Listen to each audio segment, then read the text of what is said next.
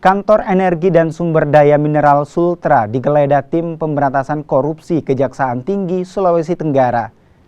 Tim Kejati menggeledah 3 ruangan di kantor dinas ESDM, yakni ruang Kepala Dinas, Kabid, Minerba, dan staf bidang Minerba.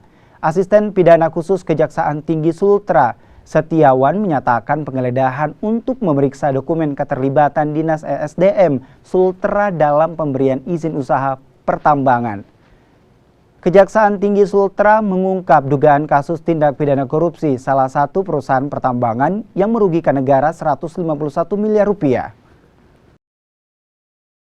Sementara ini berkaitan PNBP, PKH, ya. Tapi ini belum dihitung sebenarnya, jadi kita belum bisa ungkapkan itu. Yang 150 miliar mana? Awalnya ya, awal dari situ. Ini kalau kerugian negara belum kita hitung. Ini aktivitas BNN di mana Pak? Di kabupaten mana Pak? Ya? Di kabupaten mana? Di Kolaka Pak ya. Terus pemeriksaan itu ada berapa ruangan Pak yang sempat digeledah?